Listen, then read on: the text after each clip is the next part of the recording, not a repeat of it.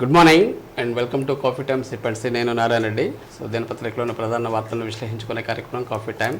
ఈరోజు మనతో ఉన్నారు సీనియర్ జర్నలిస్టు పొన్నూరు వెంకట శ్రీనివాసులు గారు. వారిని అడిగే వివిధ దినపత్రికల్లో వచ్చిన ముఖ్యమైన వార్తలు ఏంటో చూద్దాం. నమస్కారం గురుగారు. Good morning. Very good morning and welcome to coffee time. Thank you. Sir, headline చూద్దాం. నిన్న ప్రధాన అభ్యర్థులందరూ కూడా నామినేషన్ దాఖలు చేశారు. వారి ఆస్తుల వివరాలు వెల్లడించారు. సో మోయలేని ఆస్తులు ఉన్నాయి.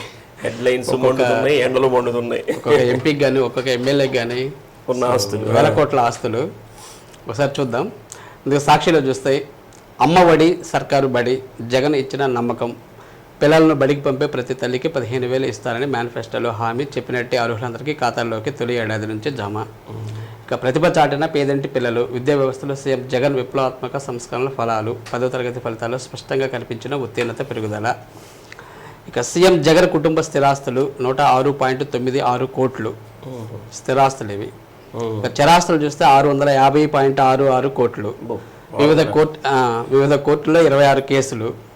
సీఎం తరపున ఒక సెట్ నామినేషన్లు దాఖలు చేసిన వైఎస్ మనోహర్ రెడ్డి. ఇక 25న పులివెందుల్లో రెండో సెట్ వేయనున్న ముఖ్యమంత్రి వైఎస్ జగన్. ఓ విజేత జైత్ర యాత్ర, రాష్ట్ర రాజకీయ ముఖ చిత్రాన్ని మార్చేసిన సీఎం జగన్ మేమంతా సిద్ధం బస్సు యాత్ర. ఓకే. ఇక కుక్కలు చింపిన విస్తరిలా కూటమి, జనసేన బీజేపీలో టీడీపీ నేతలకే టికెట్లు. సజ్జల. ఇక పెమ్మసాని చాలా ధనిక స్వామి, దేశంలోనే అత్యంత డబ్బున్న ఎంపీ అభ్యర్థుల్లో ఒకరిగా 5,000 కోట్ల పైన గుంటూరు టీడీపీ నేత.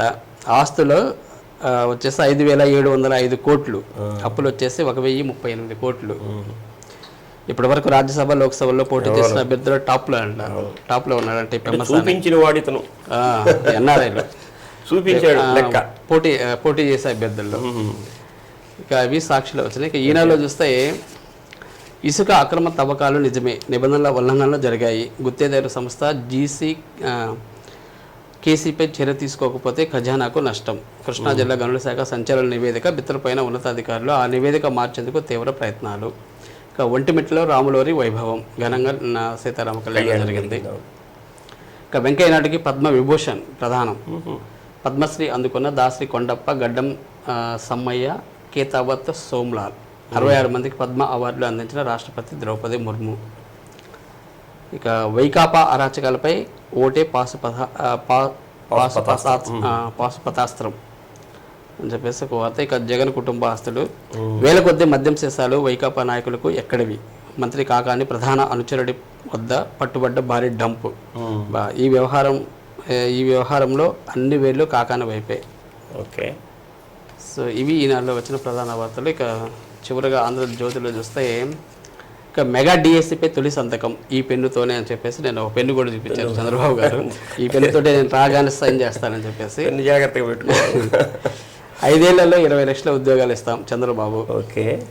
పవన్ హెలికాప్టర్లో సాంకేతిక లోపం, పశ్చిమ గోదావరి జిల్లా పర్యటన రద్దు, నేడు పిఠాపురంలో నామినేషన్.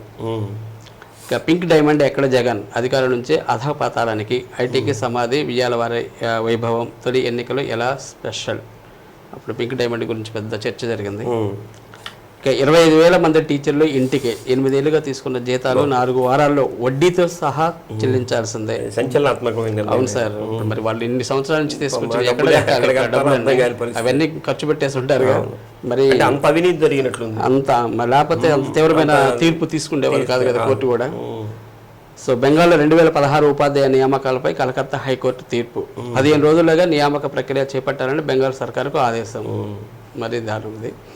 రాష్ట్రంలో ఈసీ ప్రత్యేక నిఘా, ఎన్నికల కోడ్ తర్వాత కొనసాగుతున్న హింస సమస్యాత్మకంగా గుర్తించి ప్రత్యేక చర్యలు. ఓకే. నా గెలుపు ఖాయం, జగన్ను గద్దెదించాలని జనంలో కసి, సీఎం రమేష్. అవినీతి పార్టీకి ఓట్లు వేయొద్దు, దోపిడీ దొంగలకు బుద్ధి చెప్పండి, కలెక్షన్ కింగులుగా వైసీపీ ఎమ్మెల్యేలు. షర్మిల వ్యాఖ్యలు.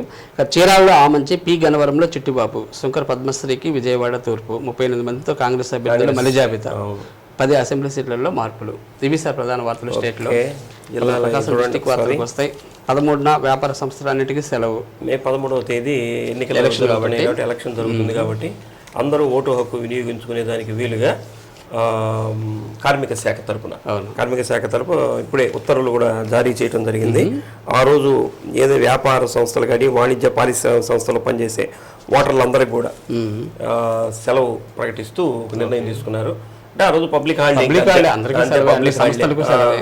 అన్నీ మూసేస్తారు. అంటే ఎక్కువగా ఓటింగ్ శాతం పెంచాలనే ఉద్దేశంతో ఈ నిర్ణయం కూడా తీసుకున్నట్టు తెలుస్తుంది. కాబట్టి 13వ తేదీ ప్రతి ఒక్కళ్ళు కూడా మనకి ఇక్కడ ఓటు ఉన్నటువంటి వాళ్ళు వేరే రాష్ట్రాల్లో కూడా ఉంటారు. అటువంటి వాళ్ళు కూడా ముందే సెలవు పెట్టుకొని అయినా సరే వచ్చి వాళ్ళ యొక్క ఓటు హక్కుని వినియోగించుకుంటే ఎక్కువ ఓటింగ్ శాతం పెరిగితే ఎవరు అభ్యర్థి మనకి కావాలి అనుకుని అందరూ అనుకుంటారు, గెలిచేదానికి అవకాశం ఉంటుంది. ఓటింగ్ శాతం తగ్గే కొంది ఏమిటంటే ఆ పార్టీ వాళ్ళే వస్తారు. ఓటింగ్ శాతం పార్టీకి అనుబంధంగా ఉన్నటువంటి వాళ్ళు ఆ పార్టీకి తటస్థులు రాదు. కాబట్టి తటస్థులు రావాలంటే అసలు ప్రభుత్వాన్ని నిర్ణయించాలంటే వాళ్ళే. కాబట్టి ఈ నిర్ణయం తీసుకున్నారు, మంచి నిర్ణయమే. కాబట్టి అందరూ కూడా 13వ తేదీ ఓటు హక్కును వినియోగించుకోవాలి. Okay sir.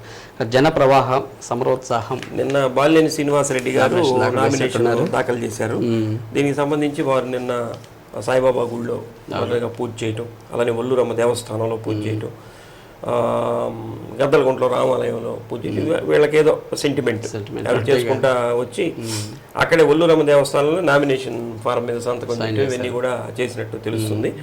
తర్వాత ఇక్కడ మనకి కర్నూలు రోడ్ బైపాస్ ఫ్లైఓవర్ దగ్గర నుంచి ఆర్డీఓ ఆఫీస్ దాకా, ఆర్డీఓ ఆఫీస్లో నామినేషన్ ఇచ్చారు. ఈ పార్టీ శ్రేణులు వీళ్ళందరూ జనసందోహం మధ్య నిన్న బాలినేని శ్రీనివాసరెడ్డి గారి యొక్క నామినేషన్ కార్యక్రమం ఉత్సాహభరితంగా సాగింది. నామినేషన్ల జాతర ఇంకా ఎవరెవరు వేశారు సార్? నిన్న కూడా చాలా మంది వేశారు. నిన్న సోమవారం జిల్లా వ్యాప్తంగా 42 మంది 51 నామినేషన్లు సెట్లు దాఖలు చేసినవి కూడా ఉన్నాయి. ఒంగోలు పార్లమెంటుకు 5, 8 అసెంబ్లీలకు 47 నామినేషన్లు వచ్చినాయి. దీంట్లో మళ్ళీ వేసిన వాళ్ళు కూడా ఉన్నారు.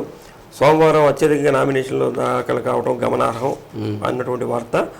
ఒంగోలు పార్లమెంటు నియోజకవర్గానికి ఎంపీగా టీడీపీ నుంచి మాగుంట శ్రీనివాసరెడ్డి గారు, మాగుంట శ్రీ గీతాలత గారు, మరో 2 ఇండిపెండెంట్లు కలెక్టరేట్లో రిటర్నింగ్ అధికారి దినేష్ కుమార్ గారికి ఇచ్చారు. అంటే గతంలో కూడా వాళ్ళు సెట్ ఇచ్చారు, మళ్ళీ ఇప్పుడు ఇంకొక సెట్ను కూడా మళ్ళీ అంటే వాళ్ళ వీళ్ళు ఉంటారు కదా, వాళ్ళ అభ్యర్థులు వాళ్ళ మధ్యవర్తుల ద్వారా పంపించినట్లున్నారు.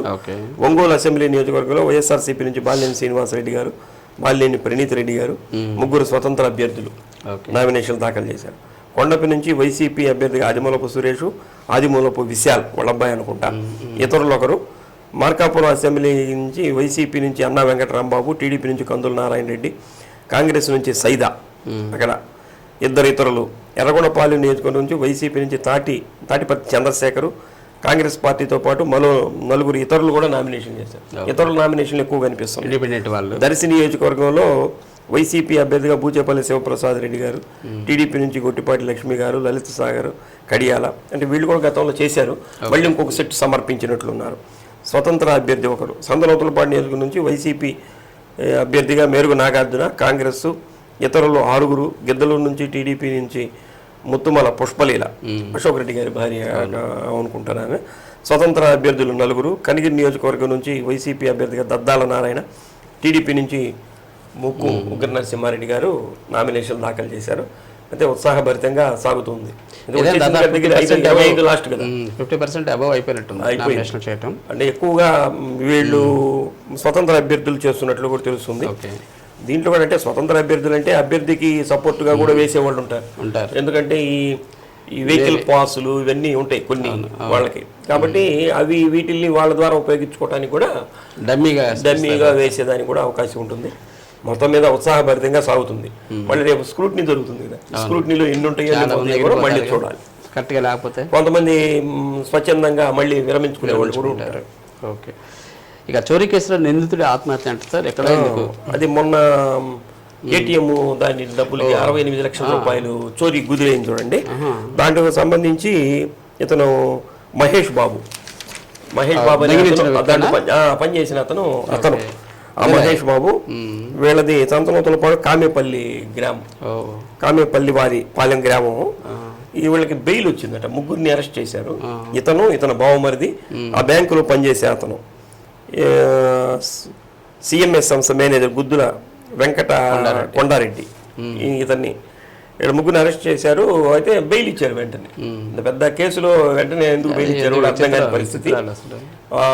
బెయిల్ ఇచ్చారు. అయితే ఇతను మనస్తాపానికి గురయ్యాడు పాపం. కొండారెడ్డి మహేష్ కుర్రోళ్ళలాగానే ఉన్నాడు. మనస్తాపానికి గురి వాళ్ళ ఊరు కూడా వెళ్ళలేదట. సరే ఇంక వాళ్ళ తల్లిదండ్రులు వాళ్ళందరూ బలవంతం చేయడం మీద ఊరికి వెళ్ళాడట. వెళ్ళి నైట్ ఫ్యాన్ కూరేసుకొని చనిపోయినట్లు తెలుస్తుంది. ఈ అదే సూసైడ్ నోట్ కూడా ఒకటి రాశాడట. దాంట్లో ఏముందనేది కరెక్ట్గా తెలియాల్సింది. అయితే వాళ్ళ కుటుంబ సభ్యులు చెబుతుంది ఏంటంటే సూసైడ్ నోట్లో వాళ్ళ బావమరిదికి ఎటువంటి సంబంధం లేదు, మా బావమరిదికి ఎటువంటి సంబంధం లేదు అన్నటువంటి విషయాన్ని రాశాడని. దీనికి కారణం ఆయనే, వాళ్ళ మేనేజర్ ఉన్నాడు కదా కొండారెడ్డి కారణం అని రాసినట్లుగా వాళ్ళ కుటుంబ సభ్యులు చెబుతున్నట్టు తెలుస్తుంది. మరి దాంట్లో ఏముందో పోలీసులు చెప్తే కానీ అర్థం కాదు. ఏదైనా కానీ చూడండి సార్, అసలు అంటే అతనేమి ప్రొఫెషనల్ దొంగ ఏం కాదు కదా, ఏదో పరిస్థితులు అతను ఏదో వచ్చి ఉంటాయి, అది దొంగతనం చేశాడు, పట్టుబడ్డాడు, వెంటనే మనస్తాపానికి గురి. ఇక్కడ దొంగతనం చేస్తే ఎప్పుడైనా పట్టుబడక తప్పదు. అంటే అది అలవాటు పడిన వాళ్ళకైతే ఏముండదు. ఈ మొట్టమొదటిసారి దొంగతనం చేసిన వాళ్ళకి పాపం అది మనస్తాపానికి గురి. ఏదైనా సరే ప్రాణం తీసుకోవడం అనేది విషాదకరమైన విషయమే. సరే, ఆ అవమానాలు భరించలేక అవమానమే. ఇక బాలికపై ప్రభుత్వ ఉద్యోగి లైంగిక వేధింపులు. ఒంగోలులోనే మంగమూరు రోడ్లోని హనీ టవర్స్ అంట, హనీ టవర్స్ ఉంది. ఇక్కడ 60 ఏళ్ల ప్రభుత్వ ఉద్యోగం ఉన్నాడంట. అదే టవర్లో 16 ఏళ్ళ అమ్మాయి ఉంటే, బాలిక ఉంటే అమ్మాయిని టీచ్ చేస్తున్నాడట. టీచ్ చేస్తుంటే వాళ్ళంటే చాలా రోజులు చూసుంటారు.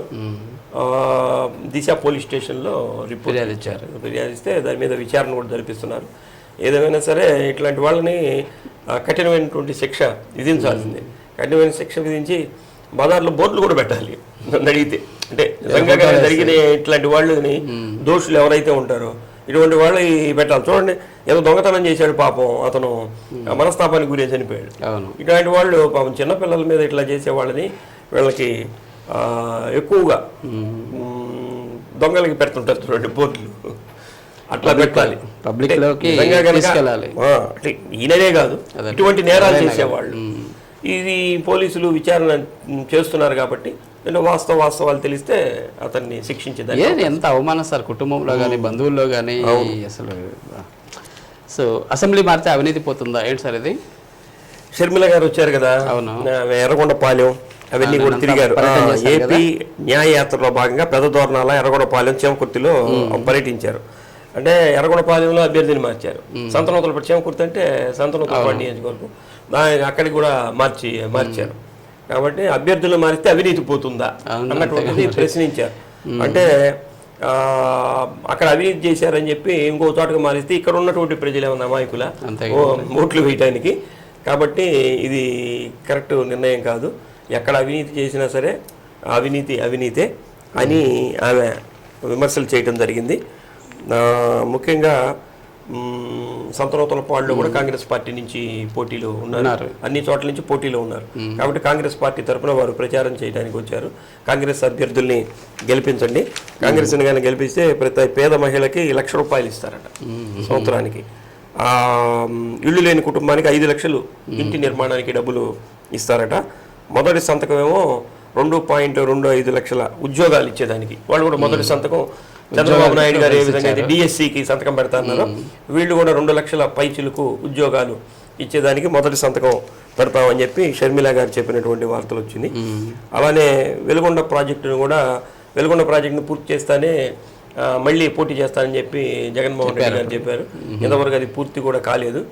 మా నాన్నగారు దానికి ప్రారంభిస్తే ఇంతవరకు దాన్ని పూర్తి చేయలేకపోయారు. పూర్తి చేయలేక ఈ మధ్యలో ఏదో శిలాఫలకం వేసుకుని వెళ్ళారని చెప్పి విమర్శలు కూడా సంధించడం జరిగింది. అలానే మల్లవరం దగ్గర అది ప్రాజెక్టు రాజశేఖర రెడ్డి గారు ఎంతో ప్రతిష్టాత్మకంగా ఆ రోజు ఏర్పాటు చేస్తే 2 గేట్లు కూడా పోయారు. ఇక్కడ ఉన్నటువంటి ప్రభుత్వం ఎలా ఎన్నికల్లో ఓట్లు అడుగుతారని చెప్పి వారు తీవ్రమైనటువంటి విమర్శలు చేయడం జరిగింది. 5 ఏళ్లలో గుడ్డి గుర్రాల పళ్ళు తోమేరా అన్నటువంటి పరుషమైనటువంటి పదజాలాన్ని కూడా ఉపయోగించడం జరిగింది. ఓకే సార్, ఇక పడుతూ లేస్తూ 10 ఫలితాలు ఏ స్థానంలో వచ్చింది సార్? 10వ తరగతి ఫలితాలు ఈ సంవత్సరం బాగానే వచ్చాయి. అంటే 91.21% ఉత్తీర్ణత శాతం వచ్చినట్లు తెలుస్తుంది. అంటే 2019లో ఏమో 98% వచ్చింది 19లో. తర్వాత 2021 ఏమో మనకి కరోనా కంటే అందరిని పాస్ చేశారు, 100% వచ్చింది. తర్వాత 22లో 78కి పడిపోయింది, 23లో 73కి పడిపోయింది. ఇంకా ఇప్పుడు 91.21% బాగానే వచ్చింది. 599 అంటే అసలు అంటే టాప్ స్కోర్, మంచి రిజల్టే సాధించారు. ఇది భవిష్యత్తులో కూడా వాళ్ళు ఇదే స్టాండర్డ్స్ను కొనసాగిస్తే మంచిది. అది మొత్తం మీద ఉత్సాహకరమైనటువంటి రిజల్టే వచ్చింది. ర్యాలీ జయప్రదం చేయండి. ఎవరు ర్యాలీ? రేపు 24వ తేదీ టీడీపీ ఒంగోలు అసెంబ్లీ నియోజకవర్గ అభ్యర్థిగా దామచర్ల జనార్దన్ గారు నామినేషన్ దాఖలు చేస్తున్నారు. దీనికి సంబంధించి నిన్న కూటమి యొక్క ఆత్మీయ సమావేశం ఒకటి నిర్వహించారు. సమన్వయ కమిటీ సమావేశం నిర్వహిస్తే దాంట్లో వారు అందరూ 3 పార్టీల నాయకులు కూడా రేపు 24వ తేదీ ఉదయం బొల్లూరమ్మ దేవస్థానంలో వీరు కూడా పూజలు చేసి అక్కడి నుంచి మినీ స్టేడియం వరకు ర్యాలీగా వస్తారట. మినీ స్టేడియం నుంచి పాదయాత్ర అక్కడి నుంచి పార్టీ శ్రేణులు అందరితోటి వెహికల్స్ లేకుండా పాదయాత్రగా ప్రకాశం భవనం దగ్గరికి వచ్చి వారు నామినేషన్ దాఖలు చేస్తారు. కాబట్టి ఆ కార్యక్రమాన్ని విజయవంతం చేయవలసిందిగా టీడీపీ అభ్యర్థి మాజీ ఎమ్మెల్యే దామచర్ల జనార్దన్ గారు కోరుతున్నటువంటి ఒక వార్త వచ్చింది. ఇదే టౌన్లో ఎక్కడ ఎవరికి డిస్టర్బెన్స్ లేకుండా హైవేలోకి వెళ్ళిపోయారు. అటు నుంచి మంచిది సార్. ఇక ఇండియా కూటమికి మద్దతు ఎవరిది?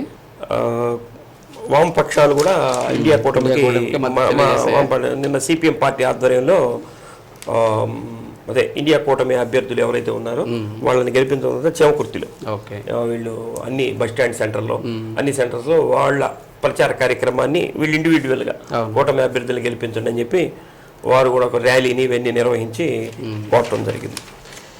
మాగుంట కుటుంబంలో విషాదం అంటే మాగుంట సుబ్బరామరెడ్డి గారి యొక్క కుమారుడు సుబ్బరామరెడ్డి గారి కుమారుడు విజయ్ బాబు 50 సంవత్సరాలే పాపం 50 సంవత్సరాలే అచ్చు కుద్దినట్లు మాగుంట సుబ్బరామరెడ్డి లాగానే ఉంటాడు.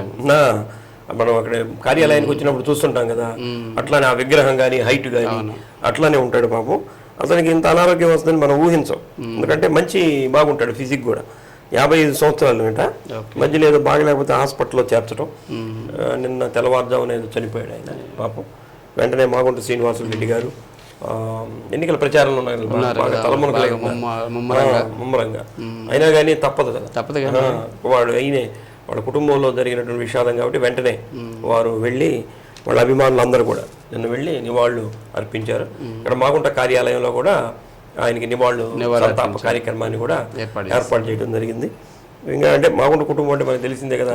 1991 మాగుంట సుబ్బరామరెడ్డి గారు జిల్లాకి రావడం, ఆయన ఎంపీగా, తర్వాత పార్వతమ్మ గారు ఎంపీగా గెలవటం, మాగుంట శ్రీనివాసులు రెడ్డి గారు 4 సార్లు ఎంపీగా గెలవటం, ఇప్పుడు మళ్ళీ నిలబడటం, ఇవన్నీ కూడా కుటుంబంతో అనుబంధం ఉంది. కాబట్టి జిల్లా నుంచి చాలా మంది వారి యొక్క అభిమానులు వెళ్ళి వారి యొక్క భౌతికాయాన్ని చూస్తున్నట్లుగా కూడా తెలుస్తుంది. ఈరోజు అంత్యక్రియలకు కూడా ఏర్పాటు చేశారు. 23 ఇవాళగా మధ్యాహ్నం 2:45 వాళ్ళ నెల్లూరులో సరస్వతి నగర్లో వీళ్ళ స్వగృహం ఉందట. అక్కడి నుంచి అంతిమయాత్ర కార్యక్రమం జరుగుతుంది. కాబట్టి ఎవరైనా అభిమానులు చూడాలనుకుంటే వెళ్ళచ్చు. ఇక అట్టహాసంగా హరిహర క్షేత్రం వార్షికోత్సవం సార్ చేమకుర్తిలో హరిహర క్షేత్రం కట్టించారు కదా సిద్ధారాఘవరావు గారు వాళ్ళ ఫ్యామిలీ తరఫున.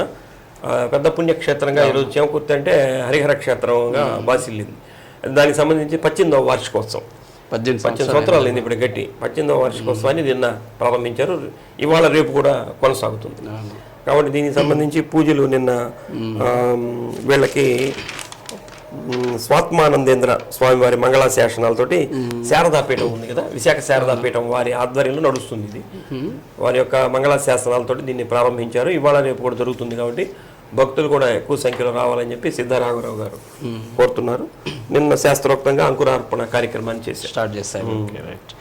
కానీ రామతీర్థ తిరునాళ సార్ తిరునాళ అంటే పౌర్ణమికి చేస్తారు. రామతీర్థం తిరునాళ అంటే గుండెగంగ తిరునాళ, రామతీర్థం అంటే అదేగా రామతీర్థం గంగ జాతర.